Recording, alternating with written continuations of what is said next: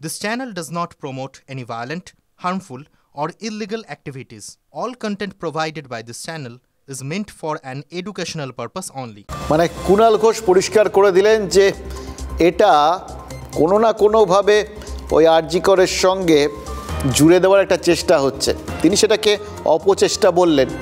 আবার এই যে একটা সঠিক ব্যবস্থা নেওয়া, যেটাকে সঠিক কুণাল ঘোষরা বলছেন, সেটাকে আবার এই ডাক্তারদের সংগঠন তারা অপচেষ্টা বলছে এবং তাদের বক্তব্য প্রতিবাদী চিকিৎসকদের বিরুদ্ধে বেছে বেছে ব্যবস্থা নেওয়া হচ্ছে। তাই কি মুখ্যমন্ত্রী গতকাল কিন্তু পরিষ্কার করে বুঝিয়ে দিয়েছেন, আন্দোলনরত চিকিৎসকদের বিরুদ্ধে কোনো পদক্ষেপ রাজ্য করছে না।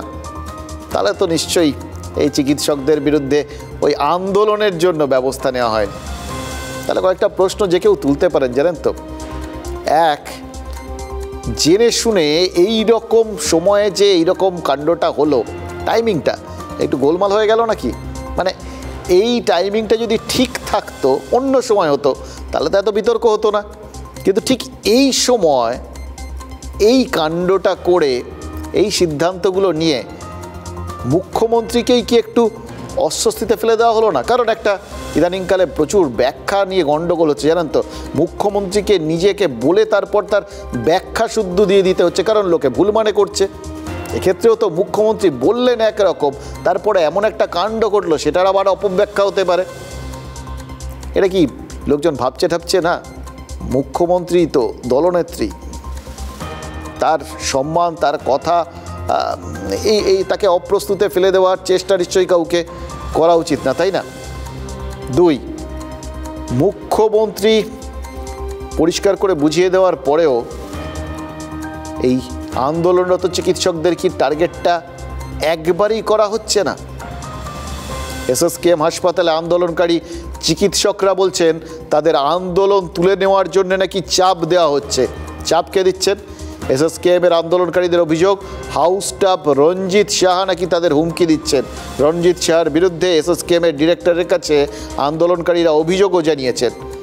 আবার পশ্চিম মেদিনীপুর মেডিকেল কলেজের আন্দোলনরত জুনিয়র ডাক্তাররা আবার বলছেন হাসপাতালের টিএমসিপি ইউনিটের প্রেসিডেন্ট নাকি দলবল নিয়ে তাদের ভয় দেখাচ্ছেন। মেদিনীপুর মেডিকেলের ওই টিএমসিপি নেতা মুস্তাফিজুর রহমান নাকি আবার আরজি করের প্রাক্তন অধ্যক্ষ সন্দীপ ঘোষের ঘনিষ্ঠ। সেই ঘুরে ফিরে আবার আরজি কর যোগ। আর সমস্ত কিছু ওটাকে আঁতুর ঘর নাকি, এটা কি গুরুকুল আরজি কর, যেখান থেকে সন্দীপ ঘোষের বিভিন্ন সব চেলাচামুন্ডারা বেরিয়েছে।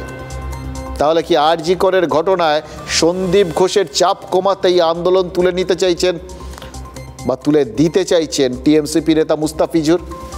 গুরুদক্ষিণা নাকি এটা? কিন্তু এইভাবে দিকে দিকে জুনিয়র ডাক্তারদের টার্গেট করলে মুখ্যমন্ত্রীর বার্তাটাই তো মাঠে মারা যাবে। বিরোধীরা তো বলবেন যে মুখ্যমন্ত্রী যতই সোশ্যাল মিডিয়ায় পোস্ট করে ওই ডাক্তারদের আন্দোলনকে সমর্থন জানান, তিলোত্তমার জন্য বিচারের দাবিতে পাশে থাকার আশ্বাস দিন, আসলে ভেতরে ভেতরে স্বাস্থ্য দপ্তর বা তার দলের যে ছাত্র উইং, ডাক্তারদের উইং, তারা আন্দোলন দমন করতে উঠে পড়ে লেগেছে। তার মানে সেক্ষেত্রেও গোটা বিষয়টা বিরোধীদের মুখ্যমন্ত্রীর দিকে আঙুল তুলে দেওয়ার সুযোগ কেউ করে দিচ্ছেন, যারা আবার দলেরই ঘনিষ্ঠ। এটাকে অন্তর্ঘাত বলবেন নাকি? হ্যাঁ, আমরা যখন প্রতিবাদের জন্য আমাদের সমস্ত রেসিডেন্ট সবাই মিলে যখন ডিসাইড করি যে আমরা কর্মবিরতিতে যাব, সেই পথেও বারবার বাধা হয়ে দাঁড়ানোর চেষ্টা করা হয়েছে। এবং শুধুমাত্র যে থ্রেট এটাই বলছি না, মানে সবাইকে পাস ফেলের যে থ্রেট দেওয়া এবং ইভেন ফিজিক্যাল অ্যাসল্ট অবধি এরকম করা হয়েছে। আমরা কলেজে এই থ্রেট কালচার জিনিসটাকে বন্ধ করতে চাই। এই থ্রেট কালচার জিনিসটা ঘুঘুর বাসা হয়ে বিভিন্ন কলেজের মধ্যে ঢুকে রয়েছে। আজকে এখানে একটা নাম উঠে আসছে, শুধু একটা নাম নয়, এই থ্রেট কালচারটা ঢুকে রয়েছে। যেখানে প্রেসক্রিপশনেও প্রতিবাদের ছাপ পড়ছে, প্রেসক্রিপশনে উই ওয়ান্ট জাস্টিসের শিলমোহর লাগাচ্ছেন চিকিৎসকরা, সেখানে জুনিয়র চিকিৎসকদের পাশে থাকতে জীবন জীবিকা বাজিয়ে রাখছেন সিনিয়র চিকিৎসকরা। বলছেন আন্দোলনরত একজন জুনিয়র ডাক্তারের বিরুদ্ধে যদি ব্যবস্থা নেওয়া হয় তাহলে তারা গণপদত্যাগ করবেন। তখন এভাবে আন্দোলনকারীদের টার্গেট করার অভিযোগগুলো অন্য আশঙ্কা করার একটা জায়গা তৈরি করে দিচ্ছে জানেন তো। সত্যি যদি গণপদত্যাগটা ঘটে যায় কি হবে বলুন তো? হাসপাতালে চিকিৎসা তো থমকে যাবে, রুগীরাও সুবিধায় পড়বেন। মানে আমি আপনি আর পরিস্থিতি সেদিকে গেলে সব থেকে বেশি যে জিনিসটা ঘটার সম্ভাবনা সেটা হলো ডাক্তারদের প্রতি আম জনতার যে সৌভ্রাতৃত্ব বোধটা, চারপাশে যে সবাই সহমর্মিতা দেখাচ্ছেন, সেটাই তো পুরো উল্টো দিকে চলে যাবে। ডাক্তারদের আন্দোলনে যে সিম্প্যাথি রয়েছে, সেই সহানুভূতির হাওয়াটা উল্টো দিকে ঘুরতে শুরু করবে। তখন গণদেবতাদের গণশত্রু বানিয়ে দেওয়াটা সহজ হবে। সেটাই কি কেউ চাইছেন? নাহলে মুখ্যমন্ত্রী যেখানে পরিষ্কার বলে দিচ্ছেন যে আন্দোলনকারী চিকিৎসকদের প্রতি তার পূর্ণ সমর্থন রয়েছে, তিনি তাদের বিরুদ্ধে একটা কথাও বলেননি, পদক্ষেপ নেওয়ার কথা তো পরের কথা আর কি। তখন জেলায় জেলায় ডাক্তারদের আন্দোলনটাকে জোর করে বন্ধ করে দেওয়ার জন্য যারা ফোঁস করছেন, তাদের আর কি উদ্দেশ্য থাকতে পারে? ডাক্তারদের বিরুদ্ধে সাধারণ মানুষকে লড়িয়ে দিলেই তো আসল চাপটা আলগা হয়ে যাবে। তিলোত্তমার জন্য বিচারের দাবিটা ভুলিয়ে দিতে বা তিলোত্তমা যাতে সুবিচার পায় তার জন্য যে আন্দোলনটা হচ্ছে, সেই আন্দোলনকে ভুল পথে নিয়ে যাওয়ার জন্য এর থেকে বড় ফাঁদ আর কি হতে পারে? আরেকটা জিনিস, মূল দুটো শ্রেণী, সাধারণ মানুষ, আন্দোলনরত ডাক্তার, এদের দুদলকে যদি লড়িয়ে দেবার ফাঁদ তৈরি হয়ে থাকে, এরকম আরও কিছু ফাঁদও কি তৈরি হচ্ছে না সাধারণ মানুষের জন্য? নাহলে কে বা কারা পুলিশ আর পাবলিককে প্রতিপক্ষ বানিয়ে দিতে, সম্মুখ সমরে নামিয়ে দিতে উঠে পড়ে লেগেছে? এবং সত্যি কথা বলতে কি, সামনাসামনি লড়াইয়ে নামিয়ে দিতে চেয়েছে, নামিয়ে দিয়েছে। এদের উদ্দেশ্যটা কি? পুলিশ তুমিও চিন্তা করো, তোমার মেয়েও হচ্ছে বড়। তিলোত্তমার জন্য বিচার চেয়ে রাত জাগা মিছিলে প্রথম এই স্লোগান উঠেছিল। তারপর মিছিল যত বেড়েছে, স্লোগান তত চড়েছে। স্লোগান কি পুলিশের কান দিয়ে ঢুকে মর্মে খুব আঘাত করেছিল? পুলিশের উর্দির নিচের মানুষগুলো কি সত্যি মেয়ের কথা ভেবে একটু ইমোশনাল হয়ে পড়ছিলেন?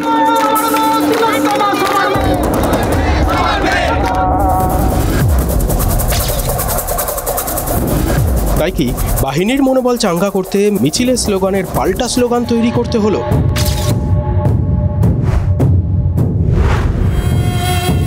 পুলিশের মেয়ের চিন্তা ছাড়ো, সে লড়াই করেই হচ্ছে বড়। এই পাল্টা স্লোগান এখন পুলিশের স্ট্যাটাসে 6 লাভ। কলকাতা পুলিশের বড় কর্তারা যেমন পোস্ট করেছেন, তেমনই রাজ্য পুলিশের এসপি ডিএসপি পদমর্যাদার অফিসাররাও পোস্ট করেছেন। পুলিশ তুমি দিচ্ছ সাফাই নিজের মেয়েকে নিয়ে, মেয়ে বড় হচ্ছে। পুলিশ তুমি দিচ্ছ সাফাই নিজের মেয়েকে নিয়ে, আগে উত্তর দাও কার চাপেতে লিখছো এসব ফেসবুকেতে গিয়ে?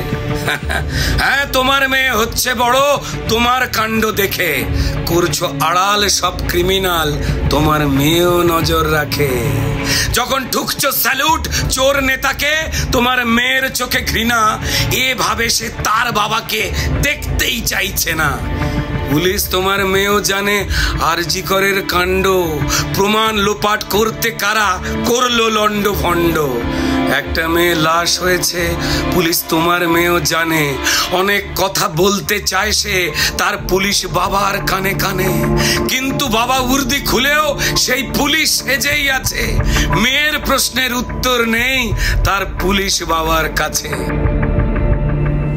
পুলিশকে নিয়ে স্লোগান বেঁধে ফেলেছিলেন হরে কৃষ্ণ কোঙার, পুলিশ তুমি যতই মারো মাইনে তোমার 112।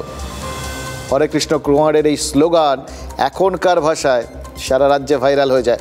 পরবর্তীকালেও এ রাজ্যে পুলিশের বিরুদ্ধে যখনই জুলুমের অভিযোগ উঠেছে, তখনই ওই স্লোগান উঠেছে। এমনকি কয়েকদিন আগে ওই চাকরি প্রার্থী বা ডিএ আন্দোলনকারীদের মিছিলেও তো ওই স্লোগান উঠেছে। কিন্তু পুলিশকে এর আগে কোনোদিন স্লোগানের পাল্টা স্লোগান দিতে দেখেছেন? দেখিনি, এখন দেখা যাচ্ছে। আপাতত না হয় ময়দানটা সোশ্যাল মিডিয়া, কিন্তু যদি একবার সত্যিকারের ময়দানে দুপক্ষকে প্রতিপক্ষ ভেবে নেয়, তাহলে কি হবে ভাবতে পারছেন? ভেবেই তো শিউরে উঠছি। কাদের বুদ্ধিতে, কারা কেন করালেন, এটা কেউ ভেবেছেন? নবান্ন অভিযানের দিন আমরা কিন্তু দেখেছি আন্দোলনকারীদের ছোঁড়া ইটে পুলিশের মাথা ফাটতে। একজনকে তো চোখের চিকিৎসার জন্য নিয়ে যাওয়া হচ্ছে হায়দ্রাবাদে। আবার এটাও দেখেছি একজন আহত পুলিশকে উদ্ধার করে নিয়ে যাচ্ছে ওই আন্দোলনকারীরাও। প্রথম ছবিটা ভয়ের, আর দ্বিতীয়টা ভরসার। কিন্তু এই ভরসার জায়গাটা যদি নষ্ট হয়ে যায়, যদি দুই দলকে প্রতিপক্ষ ভেবে নেয়, তাহলে ভরসার জায়গাটা সেটাই তো শেষ। ভরসা বলে তার কিছু থাকবে না। যেটা থাকবে সেটা হচ্ছে শত্রুতা। আর শত্রুতা কোথায় পৌঁছে দেয় সেটা দুপক্ষের থেকেই ভালো আর কেউ জানে না। পুলিশের একটা শ্রেণীর অংশ আইপিএস অফিসাররা, তারা নিচের তলাকে বাধ্য করছেন এই ধরনের পোস্ট করতে। এই বিষয়টাতে সিঙ্গুর খ্যাত 2006 25 সেপ্টেম্বর সিপিএমের ব্লু আইড বয় ছিলেন সুপ্রতিম সরকার। তিনি এখন এই বিষয়টাই নেতৃত্ব দিয়েছেন। কালকে আমি 15-20টা আইসি ওসির কাছ থেকেই প্রথম পাই। তারা আমাকে কনফিডেন্সিয়াল ফোন করে পাঠান যে স্যার ক্ষমা করে দিবেন, করতে বাধ্য হচ্ছে, সুপ্রতিম সরকারের নির্দেশ। সোহেলবাবু সম্পূর্ণ অকারণে এই পুলিশকে জড়িয়ে এই ধরনের পোস্ট করছেন। পুলিশ তারাও একজন নাগরিক, তো পুলিশকে যদি আক্রমণ করা হয়, পুলিশের চোখ যদি নষ্ট হয়, তাহলে পুলিশ এবং তার পরিবারের লোকদেরও সম্পূর্ণভাবে অধিকার আছে তাদের মতামত জানাবার। একদম ঠিক বলেছেন শুভেন্দু অধিকারী। তিনি রাজনীতির মানুষ, আর রাজনৈতিক নেতাদের একটা সুবিধা আছে, তারা প্রয়োজনে এক একটা কথাকে নিজেদের প্রয়োজনে তীরের মতো ব্যবহার করতে পারেন। ওই যে বিআর চোপড়ার মহাভারতে দেখতাম কুরুক্ষেত্রে ধুন্ধুমার যুদ্ধ হচ্ছে, পাণ্ডবরা একটা তীর ছুটছে, কৌরবরা একটা তীর ছুটছে, একটা তীর আরেকটা তীর, একটা তীর থেকে অনেক তীর। এরকম রাজনৈতিক নেতাদের একটা কথার থেকে অনেকগুলো কথা তীরের মতো একসঙ্গে অনেকগুলো লোককে ছুটে যেতে পারে। এবার দুজনে কিভাবে নিজেদের বক্তব্যের মোড়টা ঘুরিয়ে দিলেন আমরা তো জানি। কে কখন কার প্রতি সহানুভূতিশীল হয়ে যাবেন রাজনৈতিক নেতারা, সেটা তাদের কোনটাতে ভালো হবে সেইটার উপর নির্ভর করে। কিন্তু আমরা অন্য কথা ভাবছি। দেখুন, পুলিশের কোনো কর্তা নির্দেশ দিয়েছেন কি দেননি আমরা জানি না। পুলিশ কর্তারা স্বতঃস্ফূর্তভাবে প্রতিবাদ করছেন কি না, যা দেখেছি তাই বলছি। পুলিশ কর্তারা একদিকে যেমন স্লোগান পোস্ট করছেন দেখছি, তেমনই ছাত্র সমাজের অভিযানের দিন আহত রক্তাক্ত পুলিশ কর্মীদের ছবি ডিপিতে প্রোফাইল পিকচারে ব্যবহার করছেন, সেটাও তো দেখছি। এবার দেখুন, প্রত্যেকটা বাহিনীর কিছু কিছু ধরন থাকে। যারা সীমান্তে পাহারা দেয় তারা যদি বলে শীতের মধ্যে পাহারা দেবো না, তারা যদি বলে অকারণে গুলির সামনে দাঁড়াবো না, কেউ শুনবে? আমাদের রিপোর্টাররা যে বিভিন্ন দিন বিভিন্ন সময় রাস্তায় বেরিয়ে খবর করতে গিয়ে আক্রান্ত হয়, এই সেদিনও আরজি করে 14 তারিখ ওই তাণ্ডবের সময় আমাদের দুই বাঘিনী, দুই রিপোর্টার, তারা যেভাবে ওখানে লুকিয়ে প্রাণ বাঁচিয়ে তারপরে বেরিয়ে এসে আবার কাজ করেছিল, সেটাও তো পেশাগত তাগিদ থেকে। কারণ এটাই আমাদের করার কথা।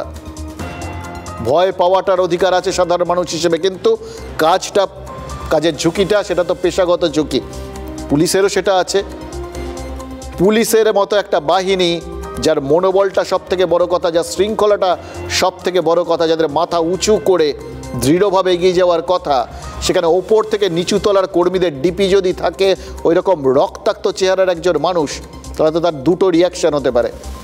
এক, বাহিনীটা মোরালি আরও ডাউন হয়ে যেতে পারে, মনোবলটা ভেঙে খান খান হয়ে যেতে পারে। হ্যাঁ, সেটা রাজনৈতিক নেতারা যেরমভাবেই দেখুন, তাদের কথা ছেড়ে দিন। আর দুই, সহকর্মীর রক্ত দেখে গোটা পুলিশ বাহিনীর মাথায় খুন চেপে যেতে পারে। এবার দুটোর একটা ঘটলেও তার ফল তো ভয়ঙ্কর। পুলিশ এখনো প্রতিদিন তৃণমূলের ভাষ্যকে প্রোপাগান্ডিস্ট হিসেবে ভূমিকা পালন করছে, প্রায় আইপ্যাক হয়ে গিয়েছে। পুলিশিং ব্যবস্থাটা ভেঙে পড়েছে, আর সেখানে দাঁড়িয়ে তারা সরকারের প্রচারক হয়ে গেছে। আমাদের পরিষ্কার দাবি, কলকাতার পুলিশ কমিশনার যে প্রথম দিন দায়িত্ব নিয়েছে, পুলিশ ওয়েলফেয়ার বোর্ডকে সামনে রেখে, তার নিজস্ব কিছু অফিসারদের সামনে রেখে ভোটারকে বাইপাস করার জন্য এবং মিথ্যা প্রচার করার জন্য, মামলার মোড় ঘুরিয়ে দেওয়ার জন্য, তার অপসারণ চান। দুটো কথা বলেছেন মোহাম্মদ সেলিম। এক, পুলিশি ব্যবস্থাটা ভেঙে পড়ছে রাজনৈতিক হস্তক্ষেপে। আর দুই, পুলিশ শাসক দলের হয়ে, সরকারের হয়ে মিথ্যে প্রচার করছে। বিরোধীদের এই আঙুল তোলার সুযোগটা কেন তৈরি করে দেওয়া হলো? এখানে আমার পরবর্তী পয়েন্ট। কলকাতা পুলিশের যে কর্তা ফেসবুকে বা সোশ্যাল মিডিয়ায় পোস্ট করে কীভাবে প্রয়োজনের সময় মানুষ তাদের ব্যবহার করেন, তাদের সাহায্য নেন, আবার বাকি সময়টা তাদেরই টার্গেট করেন, এটা জানিয়েছিলেন। ওই পোস্টটা যেটা করেছিলেন, যেটা বহু পুলিশ কর্মী তারা শেয়ার করেছিলেন, সেটা যেদিন প্রথম দেখেছিলাম তখন মনে হয়েছিল দিনের শেষে ওরাও তো সাধারণ মানুষ, ওদের পরিবার পরিজনও হয়তো পথে নেমেছেন, তিলোত্তমার জন্য বিচার চাইছেন, হয়তো ঘরে বাইরে প্রশ্নের সম্মুখীন হতে হচ্ছে। এই প্রশ্নের চাপটা তো সত্যি খুব বড় চাপ, তাই কি আবেগ তাড়িত হয়ে এরকম একটা পোস্ট করে ফেলেছিলেন?